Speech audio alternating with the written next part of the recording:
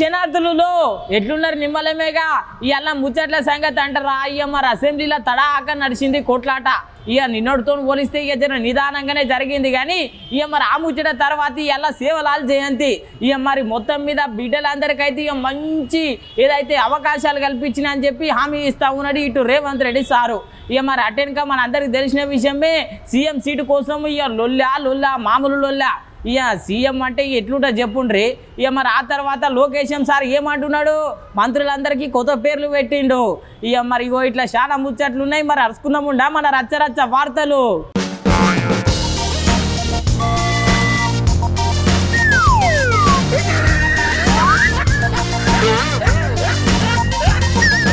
ఇక మళ్ళీ ఇలా అసెంబ్లీ ఎట్లా జరిగింది అనుకుంటున్నారులే ఇక మరి నిన్నటితో పోలిస్తే ఇక జర నిదానంగానే జరిగింది ఇక పాత ముచ్చట్లను యాద్ చేసుకున్నారు ఇక కొత్త ముచ్చట్లను పరిచయం చేసిర్రు ఇక మరి మా నియోజకవర్గంలో ఇక గిట్లున్నది సమస్యలు అని చెప్పిర్రు ఇక మరి కొత్తగా అడుగు పెట్టిర్రు కదా అసెంబ్లీలో వాళ్ళు కూడా మాట్లాడిర్రు ఏమేం సంగతో సార్ చూద్దాం పండి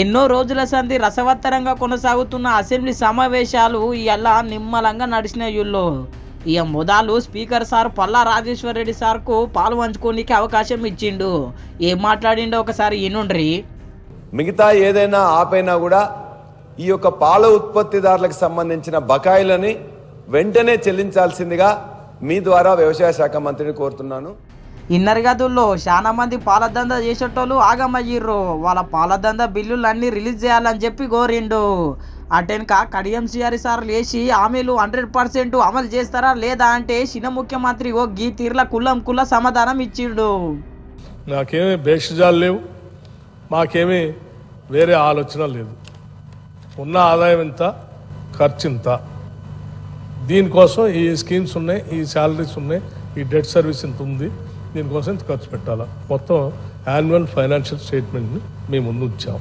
దయచేసి దీన్ని అర్థం చేసుకొని దీన్ని సంతృప్తి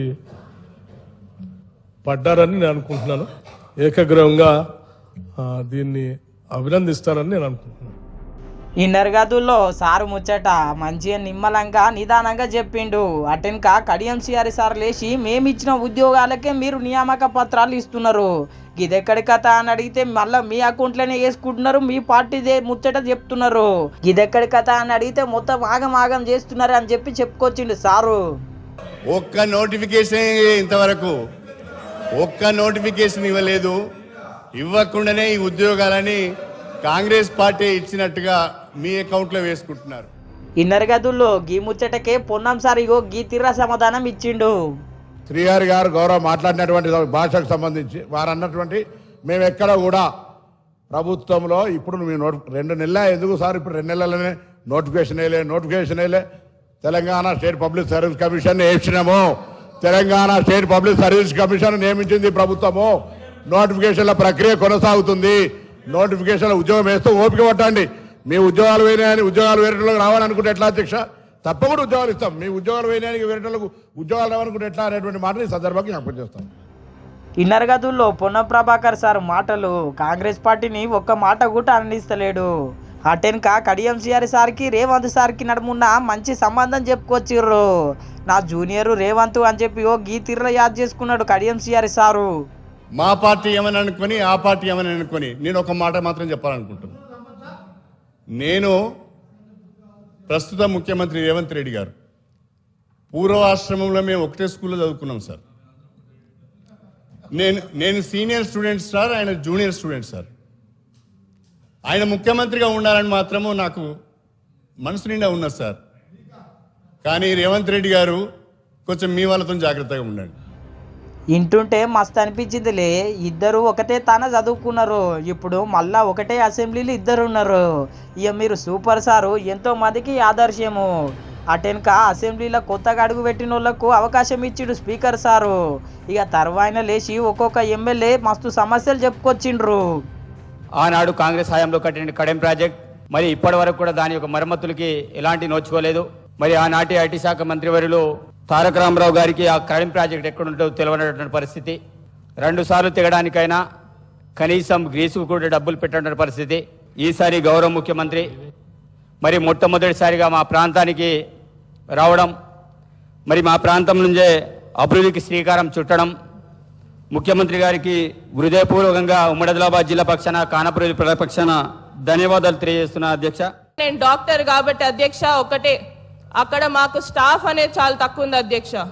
మాకు ఈ ఏదైతే డిస్ట్రిక్ట్ హాస్పిటల్ కానివ్వండి, ఆడ స్టాఫ్ అనేది సరిగ్గా ఉండదు. మా పిహెచ్సిలు, సిహెచ్సిలు ప్రతి ఒక్క ప్లేస్లో కూడా స్టాఫ్ చాలా తక్కువ ఉంది అధ్యక్ష.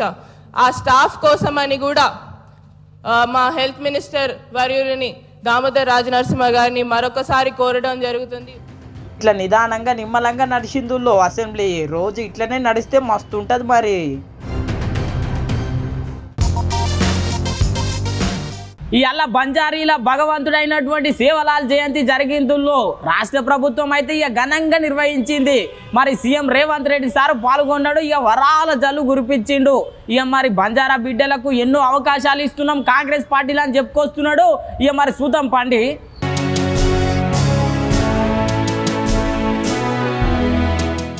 ఇవాళ బంజారీల భగవంతుడు సేవలాల్ మహారాజ్ జయంతి ఊళ్ళో రాష్ట్ర ప్రభుత్వం ఘనంగా నిర్వహించింది సేవలాల్ మహారాజ్ జయంతి వేడుకలు. మొట్టమొదటిసారి ముఖ్యమంత్రి అయినాక రేవంత్ రెడ్డి సారు సేవలాల్ జయంతి వేడుకలలో పాల్గొన్నాడు. ఇగో చూడుండ్రి దండేసి ఎట్లా దండం పెడుతున్నాడు.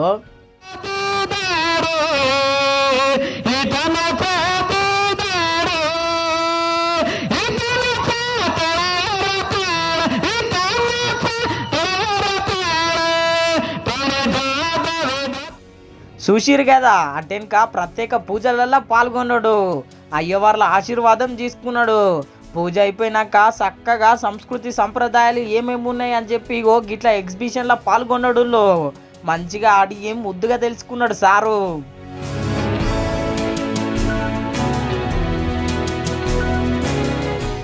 అంత పొక్త చూసినాక అన్నిటి కోసం అడిగి తెలుసుకున్నాక చక్కగా సభలోకి వచ్చిండు సారు.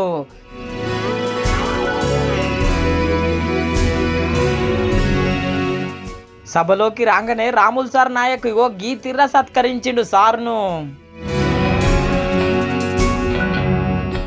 గీ తీర్ల సత్కరించేటకల్కల్లా రేవంత్ రెడ్డి సార్ అయితే మస్తు ఖుషి అవుతున్నాడు పో.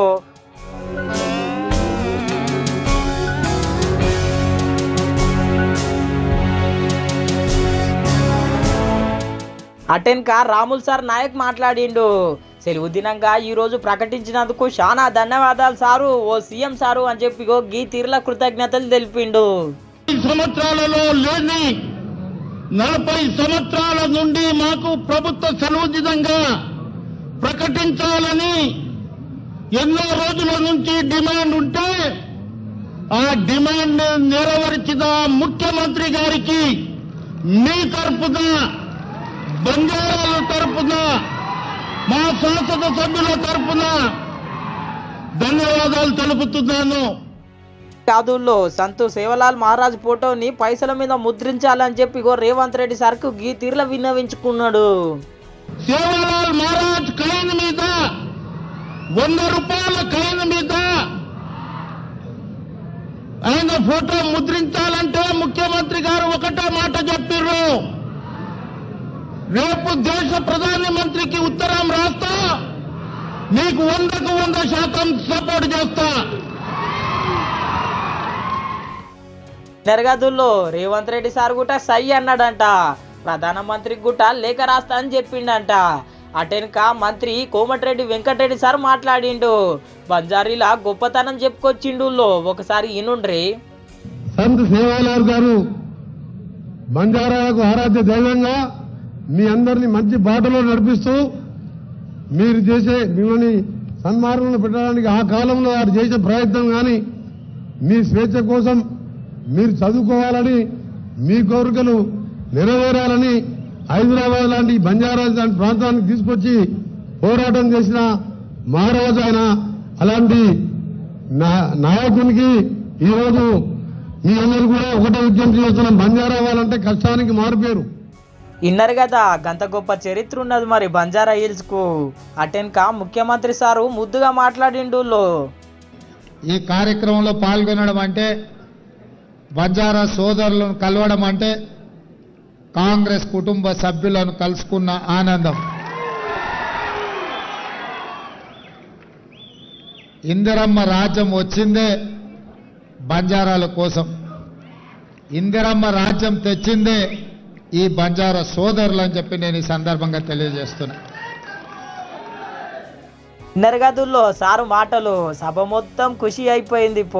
అటెన్కా కాంగ్రెస్ పార్టీ అధికారంలోకి వచ్చినాక ఎంతో మంది నాయకులకు పదవులు ఇచ్చినామని చెప్పి గీ తీరులో చెప్పుకొచ్చిండు. కాంగ్రెస్ పార్టీ అధికారంలోకి వచ్చిన తర్వాత సీతక్క గారిని మంత్రిగా, డాక్టర్ రామచంద్ర నాయక్ను విప్పుగా, ఇదే కాదు ఈరోజు కీలకమైన ప్రభుత్వ హోదాలలో చాలా మంది గిరిజనులకు, ఆదివాసులకు ఎక్కడెక్కడ ఉన్నారో ఎతికి మరి మనం పోస్టింగ్లు ఇవ్వడం జరిగింది. సిటీలో డీసీపీలు కావచ్చు, లేకపోతే ఆర్ఎండ్బిలో ఈఎన్సీ కావచ్చు, వివిధ హోదాలలో ఎవరెవరైతే మీ చదువుకున్న యువకులు ఉన్నారో, ప్రభుత్వ ఉద్యోగాలలో ఉన్నారో వాళ్ళందరికీ కూడా ఈ ప్రభుత్వం అవకాశం కల్పించింది.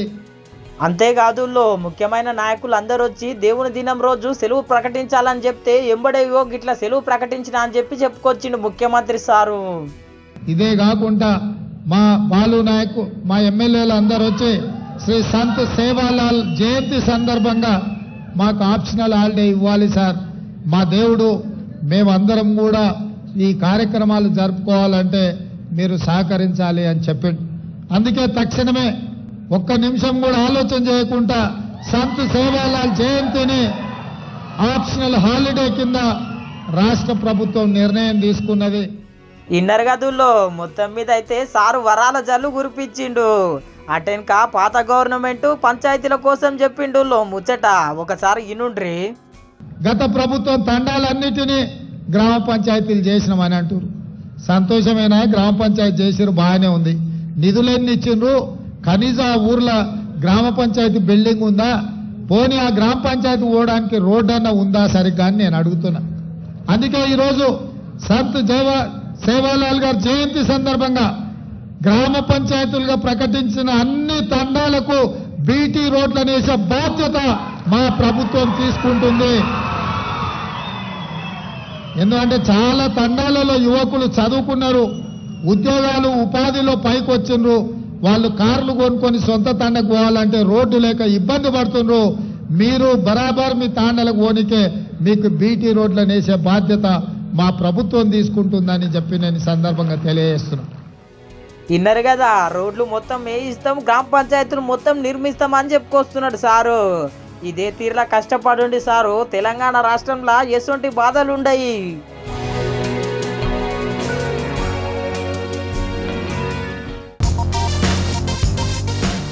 ఇక సీఎం సీటు కోసం రాష్ట్రంలో లొల్లి. ఇక నిన్న హరీష్ రావు సార్ వీడియో అయితే సోషల్ మీడియాలో మస్తు వైరల్ అయింది. ఇదేదో మాకే ఎసరు తెచ్చి పెట్టేటట్టున్నది అనుకున్నాడు ఏమో రేవంత్ రెడ్డి సార్ అయితే ఇక మొత్తం మీద స్పందించిండు. ఇక మరి అటెన్కా కోమటిరెడ్డి వెంకటరెడ్డి సార్ కూడా గదే తీరులో స్పందించిండు. ఇక మరి ఆ సారుకు ఈ సారు ఎట్లా సమాధానం చెప్పిర్రు అనుకుంటున్నారులే, ఇక చూడుండ్రి మరి. నిన్నటి సంది ఇప్పటిదాకా ఒకటే వీడియో వైరల్ అవుతున్నదుల్లో గదే హరీష్ రావు సార్ వీడియో. మీకు చేత కాకపోతే రాజీనామా చేయండి, నేను వచ్చి మొత్తం రిపేర్ చేపిస్తా అని చెప్పి నిన్న హరీష్ రావు సార్ చెప్పుకొచ్చిండు కదా. మొత్తం మీద అయితే ఆ వీడియో మస్తు వైరల్ అవుతున్నదుల్లో. ఇక చూడుండ్రి ఏమన్నాడు. ఇప్పుడు కూడా అవకాశం ఉంది, ఇంజనీర్లు చెప్తున్నారు, వాళ్ళకి చేత కాకపోతే ప్రభుత్వాన్ని మాకు అప్పచెప్పమనండి, వాళ్ళని తప్పుకోమనండి, మేము చేసి చూపిస్తాం. అవునే దిగుమను రేవంత్ రెడ్డి రాజీనామా చేయమని నేను ఎక్కి చేపిస్తాను. రేవంత్ రెడ్డి రాజీనామా చేయమను, నన్ను నేను ముఖ్యమంత్రిగా ప్రమాణ స్వీకారం చేసి నేను చేసి చూపిస్తాను. నాకు బాధ్యత ఇస్తాంటే I'm ready to take it. Inner గదుల్లో హరీష్ రావు సార్ ముచ్చట. ఇక చేత కాకపోతే రాజీనామా చేయండి, నేనే ప్రమాణ స్వీకారం చేస్తా, నేనే రిపేర్ చేస్తా అనుకొచ్చిండు. ఇదే ముచ్చట మీద ఎల్లా రేవంత్ రెడ్డి సార్ మాట్లాడిండు. ఈ ఎల్లగుట్ట కొన్ని ఉద్యోగ నియామక పత్రాలు అందజేసిండు ఉపాధ్యాయులకు. ఇక మొత్తం మీద మస్తు ఖుషీలు ఉన్నాడు రేవంత్ రెడ్డి సారు. ఇదే ముచ్చట అరుచుకోవాలనుకున్నాడు ఏమో కానీ ఇగో గిట్లా అరుచుకున్నాడు హరీష్ రావు సార్ని. అయితే 300 ఏళ్ల కింద ఔరంగజేబు అని ఉండేటోడు గుర్తుంది అనుకుంటా మీకు అందరికి. ఆ ఔరంగజేబు రాజు కావాలని, రాజ్యం ఏలాలని కోరుకుంటే ఆ అవకాశం తండ్రి అన్న ఇవ్వకపోతే తండ్రినేమో జైల్లో పెట్టిండు, అన్ననేమో ఊరేసి చంపిండు. అప్పటి నుంచి వెన్నుపోటుకు మారు పేరు ఔరంగజేబు అని ఇవాళ చరిత్రలో ఉన్నది. ఇవాళ హరీష్ రావు కూడా మరో ఔరంగజేబు అవతారం ఎత్తాల్సిందే తప్ప 10 సంవత్సరాలు మీరే కదా అధికారంలో ఉన్నది. 10 ఏళ్ళు మీ మామగారు ముఖ్యమంత్రిగా ఉన్నారు, మీరు ఆర్థిక మంత్రిగా, మీరు సాగునీటి పారుదల శాఖ మంత్రిగా ఉన్నారు. 10 ఏళ్ళు మీరు పల్లెకిలుచుకుంటూ గాలికి తిరిగినరా అని నేను అడుగుతున్నా. ఇన్నర్ గదుల్లో సారు మాటలు ఇక ఖతర్నాక్ సమాధానం ఇచ్చిండు. కానీ ఇదే ముచ్చట మీద కోమటిరెడ్డి వెంకటరెడ్డి సార్ కూడా గట్టిగానే అరుచుకున్నాడు అసెంబ్లీలా. ప్రతిపక్షం అంటే దాని ప్రతిపక్షానికి మీకు లేదు, మీరు ప్రతిపక్షం కాదు, ఫ్రస్ట్రేషన్ పక్షం. అధికారం పోయింది, ఏం చేయాలి? ఆయన అంటున్నాడు మా రేవంత్ రెడ్డి గారు కాదు, మన హరీష్ రావు గారు అంటున్నారు నేనే సీఎం అయితే అని. అంటే కొంచెం ప్రాబ్లం వచ్చింది అర్థం వీళ్ళకి. దానికి మనం ఏం చేయలేము, ఇక దాన్ని ఎవరేం చేయలేరు, ఇక దేవుడు కూడా కాపాడలేడు. ఇన్నర్ గదుల్లో కోమటిరెడ్డి వెంకటరెడ్డి సారు మాటలు మొత్తం మీద బీఆర్ఎస్ నాయకులు ఆగమాగం చేస్తున్నారు, వాళ్ళ పని అయిపోయింది అని చెప్పుకొస్తున్నాడు సారు. చూడాలి మరి, ఇప్పటికైతే ఇట్లున్నది సీఎం సీటు కోసం లొల్లి. రేపు పొద్దుగల్లా ఇంకెట్లుంటుందో ఏమో.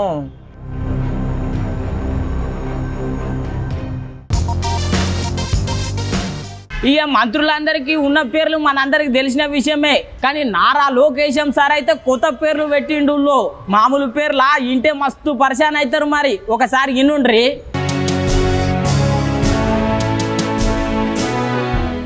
ఆంధ్రలో రాజకీయం అగ్గిలం మీద గుగ్గిలం అన్నట్టే ఉన్నదుల్లో.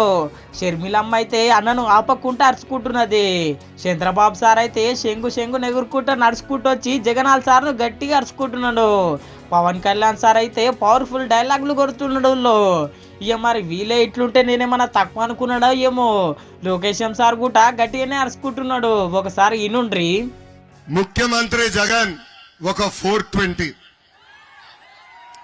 ఇది నేను చెప్తాం కాదు, ఆయన అఫిడవిట్ లో స్వయంగా ఆయన రాసిన కేసులు 28 420 కేసులు. ఆయన పక్కన ఒక సలహాదారుడు 840, 840. ఆ సలహాదారుడు పేరు ఏంటో తెలుసా? సజ్జల రామకృష్ణారెడ్డి. ఇచ్చేదంతా పనికిమాల సలహాలు, కానీ ఇప్పటికే జీతాల రూపంలో 150 కోట్ల రూపాయలు సంపాదించాడు ఈ వ్యక్తి. ఇన్నర్ గదుల్లో లోకేశం సారు మాటలు మొత్తం మీద గట్టిగానే అరుచుకుంటున్నాడు. ఇంతట్లోనే చిన్న పరిశాన్ అయ్యింది. తాతకు లోకేశం సార్ కనిపిస్తలేడంట. ఇగో ఎట్లా తీరులయ్యిందో చూడండి లొల్లి. తాతయ్య కోపం ఎందుకు తాతయ్య? ఇప్పుడే తమ్ముడు కూర్చోండి, తాతయ్య కంపట్లేదంట. అన్నా మీరు కూర్చోవాలి తమ్ముడు, వెనకాల తాతయ్య కంపట్లా. కూర్చో కూర్చో కూర్చో కూర్చో కూర్చో అబ్బా తమ్ముడు, కూర్చోవాలా? తాతయ్య గొడవ పెట్టేస్తున్నాడు. మీరు కూర్చోపోతే కుర్చీ నా వైపు వచ్చేటట్టు. స్వామి కూర్చోండి, ముందల కూర్చో స్వామి, పుణ్యం ఉంటుంది నీకు. చూసిరు కదా తాత పరిశాన్ అట్లుంటే మళ్ళొకసారి ఎర్ర బుక్ ఎంబడే తెచ్చుకున్నట్టున్నాడు లోకేశం సారు. చూపిస్తున్నాడు చూడుండ్రి. ఎందుకబ్బా నా రెడ్డి బుక్ లో ఎక్కాలనుకుంటారు? ఎందుకు నా ఎర్ర బుక్లు ఎక్కాలనుకుంటారు మీరు? నేనేం చెప్పా? చట్టాన్ని ఉల్లంఘించిన వాళ్ళపైన కఠినంగా వ్యవహరిస్తాం. నేను ఎవరిని వదిలిపెట్టను, వడ్డీతో సహా చెల్లిస్తానన్నా కదా. చట్టాన్ని ఉల్లంఘించద్దండి, నీతి నిజాయితీగా బతకండి అని ఈ సభాముఖంగా కోరుతున్నా. చూసిరు కదా ఎర్ర బుక్ మతలాబు. అటెన్క వైఎస్ఆర్సీపీ నాయకులను మంత్రులను గీ తీర్లాడుకున్నాడు. ఉదయం లేస్తే ఢిల్లీ చుట్టూ తిరిగే అప్పుల అప్పారావు గారు, మన ఆర్థిక శాఖ మంత్రి బుగ్గన్న, ఇసుక గన్నులు మింగేసే గన్నుల శాఖల మంత్రి పాపాల పెద్దిరెడ్డి, నకిలీ మద్యంతో అమృతంతో పాటు కోర్టు ఫైళ్లు కొట్టేసిన వ్యవసాయ శాఖ మంత్రి కాకాన గోవర్ధన్ రెడ్డి గారు, ఇంకా పిల్ల కాలువలు తవ్వలేని వ్యక్తి అరగంట అంబటి రాంబాబు, మన ఇరిగేషన్ శాఖ మంత్రి. సొంత ఊర్లో ధాన్యం సంచులు ఇవ్వలేని ఎర్రిపప్ప మంత్రి, పౌరుల సరఫరాల శాఖ మంత్రి కారుమూరి నాగేశ్వరరావు గారు. ఇంకా పక్కనే ఒక ఆయన ఉన్నాడు, పిల్లలు బాగా చదువుకుంటున్నారు అందుకే పిల్లలకి ఉద్యోగాలు రావట్లేదని చెప్తాడు. పక్కనున్న విద్యాశాఖ మంత్రి బొత్స సత్యనారాయణ గారు. ఇంకా విశాఖపట్నంలో ఒక మంత్రి ఉన్నాడు, పరిశ్రమలు ఎప్పుడు తీసుకొస్తారంటే కోడి ముందలొచ్చిందా గుడ్డు ముందలొచ్చిందా అని సొల్లు కవర్లు చెప్తున్నాడు. పరిశ్రమల శాఖ మంత్రి కోడిగుడ్డు అమర్నాథ్. ఎంత అద్భుతమైన కేబినెట్ స్వామి, ఎంత అద్భుతమైన కేబినెట్ ఈ రోజు. ఈ నరగదూర్లో సార్ అయితే మంచిగానే పెట్టిండు పేర్లు. మరి ఈ పేర్లు విన్నాక వైసీపీ మంత్రులు సార్కి ఏం పేర్లు పెడతారో ఏమో చూడాలి మరి.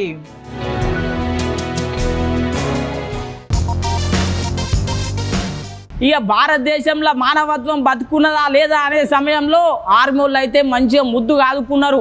అన్నమో రామచంద్ర అని చెప్పి దిక్కు లేకుండా ఉన్నటువంటి వాళ్ళకు దిక్కై నిలిచిర్రు, మరో అమ్మాయి నిలిచిర్రు. ఇక మస్తు సాయం చేసిర్రు. మరి ఎట్లున్నది ఏం సంగతి, ఏమేం సాయం చేసిర్రు ఒకసారి అరుచుకుందాం బండి. ఏం లేనప్పుడు ఆ దేవుడే దిక్కు, ఈ భూమి మీద ఏం చేసేది లేనప్పుడు ఆ యముడే మొక్కు అన్నట్టు చాలా మంది పేదోళ్ళు, చాలా మంది శాతగానోళ్ళు గిట్లనే బతుకుతారు దినాము. ఎందుకంటే పైసలు ఉండయాయే, చూస్తే పేదరికమాయే. ఇయో గిసొంటోళ్ళకే అమ్మాయి నిలిచిందుల్లో ఆర్మీ. అందరూ ఫిబ్రవరి 14 నాడు ప్రేమను పంచుకుంటే మన ఆర్మీలు అయితే మంచి మనసు చాటుకున్నారు. ఆ వీరుల యాదిలో గిసొంటి సేవా కార్యక్రమం పెట్టి పేదోళ్లకు పెద్దోళ్లకు అంత తేడా లేకుండా ఎట్లా సహాయపడుతురో చూడుండ్రి.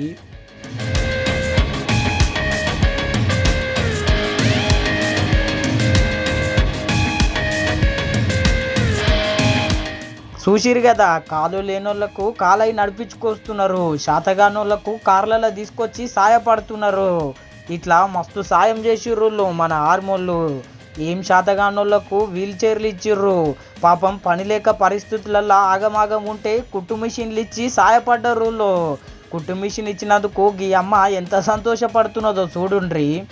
बहुत सारे फायदे मिल रहे हैं। आज आर्मी वालों ने यहाँ पे एक मेडिकल कैंप लगाया है जिसमें हैंडीक्राफ्ट लोगों को यहाँ पे चीज़ें मिल रही है, जैसे कि सिलाई machine, air machine, wheel chairs, ताकि किसी को कोई प्रॉब्लम ना हो। मुझे आज सिलाई मशीन मिली ताकि मेरा रोज़गार आगे बढ़े। मैं इंडियन आर्मी का शुक्रगुजार हूँ। చూసిరు గదుల్లో ఎట్లా సంతోషపడుతున్నదో. వీళ్ళే కాదు చాలా మంది ఆర్మీలకు మస్తు ధన్యవాదాలు తెలిపిర్రు. देखिए, सबसे पहले तो मैं यहाँ के लोगों की तरफ से 34 आसाम राइफल का शुक्रिया अदा करता हूँ कि उन्होंने आज यहाँ पे एक मेडिकल कैंप जो ऑर्गेनाइज़ किया। मैं यहाँ के लोगों की तरफ से आपको ये कहना चाहूँगा कि आज इंडियन आर्मी ने 34 आसाम राइफल के कमांडिंग अफसर वसन जो है सीओ साहब, उन्होंने यहाँ पे जो आज प्रोग्राम किया है वो अपने आप में एक मिसाल है। उन लोगों की आज यहाँ पे मदद हो रही है जो बहरे हैं, गूंगे हैं, चल नहीं सकते, सुन नहीं सकते, हाथों से काम नहीं कर सकते। उन लोगों के लिए आज का प्रोग्राम जो है इंडियन आर्मी ने यहाँ पे 34 आसाम राइफल ने ऑर्गेनाइज़ किया है। इसके लिए मैं तहिया दिल से उनका शुक्रिया अदा करता हूँ। आज यहाँ पे गुड में 34 आसाम राइफल्स ने यहाँ पे मेडिकल कैंप किया है, जहाँ पे डिसेबल पर्सनस को यहाँ पे swing machines, hearing ads, wheel chairs, सब इक्विपमेंट्स दस्तियाब कर रहे हैं। बहुत ही अच्छा इनिशिएटिव आर्मी ने उठाया है, इंडियन आर्मी ने। बहुत ही शुक्रगुजार हूँ मैं इंडियन आर्मी के, उन्होंने इनके लिए ये ऐसे स्टेप उठाए और इनको ये इक्विपमेंट रिक्वायर किए। ఇటువంటి గొప్ప కార్యక్రమము జమ్మూ కాశ్మీర్లో చేసిండ్రు. వేరే సంస్థ పోలు గుట వీళ్ళకు సాయంగా నిలిచిండ్రు. ఇప్పుడు ఈ వీడియోలు అయితే సోషల్ మీడియాలో మస్తు వైరల్ అవుతున్నది.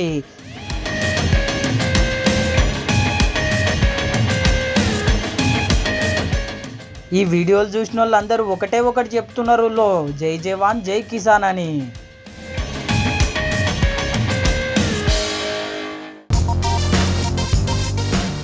ఈ సినిమా ముచ్చట్లు మనకు తెలియదా? సినిమా ముచ్చట్లు చెప్పాలన్నాయి. మొత్తం మీద సినిమా ముచ్చట్లు అయితే మా భావనక్క చెప్తుంది, ఊళ్ళో మంచిగా చెప్తుంది, ఇన్నుండ్రి.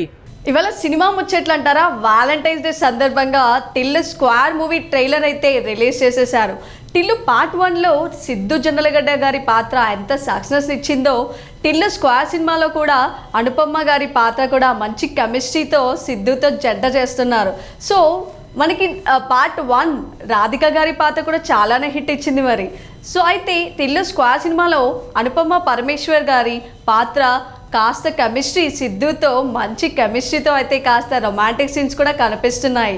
టిల్లు 1లో రాధిక చేతిలో క్రైమ్ కేసులో ఇరుక్కున్నట్టు టిల్లు స్క్వాడ్ సినిమాలో కూడా అనుపమ పరమేశ్వర్ గారి చేతిలో ఎలా ఫూల్ అవుతారో సిద్ధు గారు చూడాలి మరి. ఈసారి గుణపం అనుపమ గారు బాగా గట్టిగానే దింపుతున్నారు. కథకు చూసుకుంటే స్టోరీ మాత్రం టిల్లు 1 లాగే టిల్లు స్క్వాడ్లో కూడా కాస్త స్టోరీ మాత్రం సేమ్గానే కనిపిస్తోంది. మిగతా విషయానికి వస్తే కాస్త దీంట్లో యాక్షన్ సీన్స్ కూడా మనకి ట్రైలర్లో చూపించారు.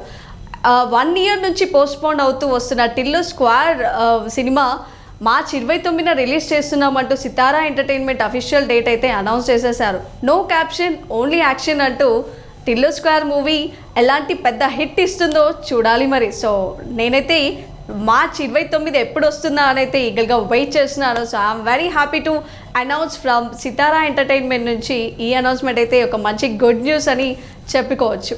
సో మరో విషయానికి వస్తే రాజధాని ఫైల్ సినిమా ఇవాళ రిలీజ్ అయిపోయింది.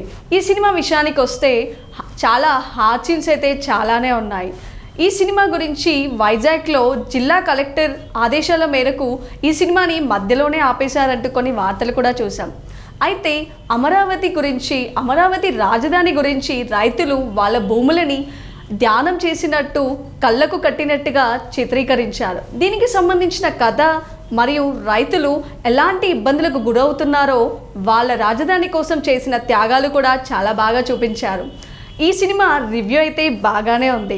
రైతుల కష్టాన్ని వివరిస్తూ కూడా కొన్ని సన్నివేశాల్లో కన్నీరు వచ్చేలా సీన్స్ కూడా చాలా ఆకట్టుకుంటున్నాయి. చూడాలి మరి రాజధాని ఫైల్స్ సినిమా కూడా మంచి హిట్తో ముందుకు సాగుతుందని ఆశిస్తూ రేపు మరో మూవీ ముచ్చట్లో మీ ముందుంటాను. ఎట్లున్నాయి మన రచ్చరచ్చ వార్తలు? ఇక రచ్చరచ్చ లేవు, చూస్తూనే ఉండండి మన న్యూస్ 360 తెలుగు ఛానల్ను. రేపు పొద్దుగాల మళ్ళీ మీ ముంగట ఉంటా.